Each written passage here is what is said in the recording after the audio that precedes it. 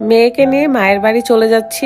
এতদিন শুধু বলতাম বাপের বাড়ি যাচ্ছি, বাট আমার মায়ের বাড়িও আছে, সেখানেই যাব। তাই বাচ্চাদের মতো ঘুমিয়ে গেছি। আমি কি করব, নিজের মায়ের ভালোবাসা তো পাইনি, তাই যে মায়ের ভালোবাসা পাই সেখানেই আমি ছুটে যাই। এই যে জমিদারের মেয়ে ঘুম থেকে উঠে সে স্যান্ডউইচ খেতে চায়। ফার্স্ট টাইম মেয়েকে সাথে করে বরকে রেখে ঢাকায় যাচ্ছি, তাই একটু মন খারাপ তো হচ্ছে, বাট মায়ের আদর পাওয়ার লোভও হচ্ছে। আসসালামু আলাইকুম, আমি ফারহানা বেথি। আমার নতুন চ্যানেল রুকায়ের আম্মু, এই চ্যানেলে আরো একটা নতুন ভিডিও নিয়ে চলে আসলাম। ইউটিউব চ্যানেলে আমার একটাই আইডি ছিল ফারহানা বেথি, যেটা এখন ডিজেবল, তাই নতুন আইডি খুলেছি রুকায়ের আম্মু। তো এইটা হলো আমার নতুন আইডির 8 নাম্বার ভিডিও। আশা রাখি আপনার আগের মতোই সাপোর্ট করবে। রাজশাহী থেকে খুব বিখ্যাত বিখ্যাত মিষ্টি নিয়েছি আমি। মায়ের বাড়ি যাব বলে কথা, শ্বশুর এলাকা থেকে তো মিষ্টি নিতেই হবে বলেন। আর যেটা ছাড়া আমার চলেই না, এটা হলো অর্গানিক স্লিমিং টি। ওজন কমানোর সবচেয়ে সহজ উপায়। খাওয়ার নিয়মটা কিন্তু গায়ে লেখা আছে, দেখতেই পাচ্ছেন। আর সবসময়ের মতো এই চাটা আমি নিয়ে থাকি ইউনিক কালেকশন ফেসবুক পেজ থেকে। পেজটা ক্যাপশনে থাকবে, আপনারা চেক করে নিবেন। চা খাওয়া শেষে আমি এডিটিং এর কাজে বসে পড়ি, কারণ সকাল 6:40 আমাদের ট্রেন ছিল, তাই আর এক ফোঁটাও আমি ঘুমাইনি। রুকাইয়া তো যেভাবে ঘুমাইছিল ঠিক সেভাবে তাকে উঠাই নিয়ে চলে আসছি। ভেবেছিলাম যে ট্রেনের মধ্যে তাকে ড্রেসটা চেঞ্জ করে দিব।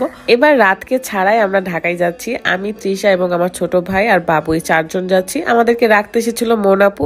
রাত আমাদেরকে স্টেশনে রাখতে আসতে চেয়েছিল, বাট আমি বললাম মোনাপু যেহেতু যাচ্ছে তুমি ঘুমাও, তোমার শরীরটাও তেমন একটা ভালো নেই। তো সে রেস্ট করছিল আর আমরা বিদায় নিচ্ছিলাম আর কি। মোনাপু খুবই দুষ্টামি করতেছিল আমার সাথে।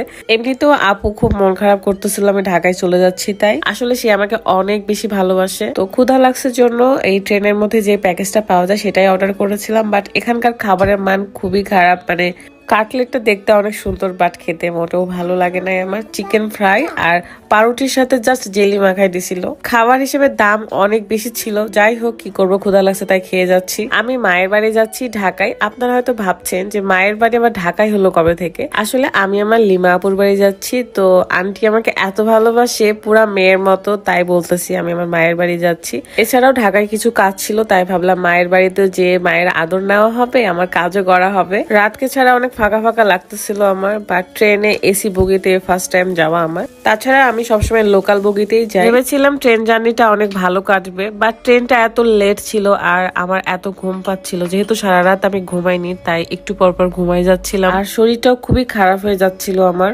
দেখেন কি অচেতন হয়ে ঘুমাচ্ছি আমি।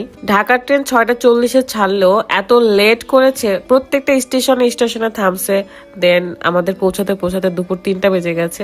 একে তো শরীর খারাপ ছিল, তার মধ্যে ক্ষুধা লাগছে। আমি এখানকার খাবারগুলো খেতেও পারতেছিলাম না, আমার ইচ্ছেই করতেছিল না। তবে মজার ব্যাপার, রাজশাহী থেকে ঢাকার এই ট্রেনটা পদ্মা সেতু দিয়ে নিয়ে যায়, আর আমি পদ্মা সেতু এর আগে কখনোই দেখিনি।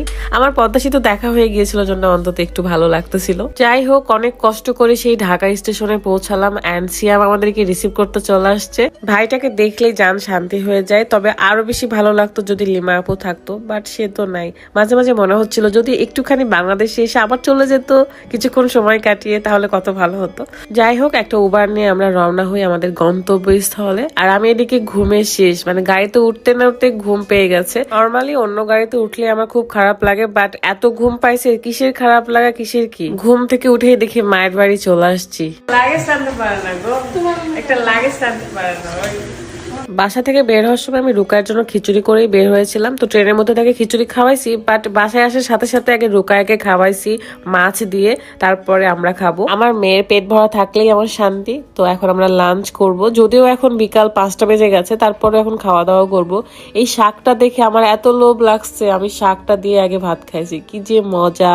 আন্টির হাতে রান্না এত ভাল লাগে আমার। লিমা আপুকে খুব খুব খুব বেশি মিস করছি। আপনার বাড়িতে এসেছি, আপনি নেই, বাট আমরা সবাই আছি, মানে অনেক মিস করতেছি। তো খাওয়া দাওয়া শেষ করে আমি রুকায়াকে ঘুম পাড়াই দেই, দেন আমিও ঘুম দিছি। ঘুম থেকে উঠে দেখি রাত 11টা বেজে গেছে। এই মায়ের বাড়িতে তো আর আমার আলাদা কোনো টেনশন নেই যে রান্না বান্না করতে হবে, এটা করতে হবে সেটা করতে হবে, তাই রিল্যাক্সে একটু ঘুম দিয়েছিলাম। দেন শরীরটা একটু ভালো লাগছে। মায়ের বাড়িতে এসে মায়ের আদর পেয়ে আর কি কি করতেছি সেগুলো নিয়ে নেক্সট ভিডিওতে চলে আসবো। আজকের মতো পর্যন্ত, আল্লাহ হাফেজ।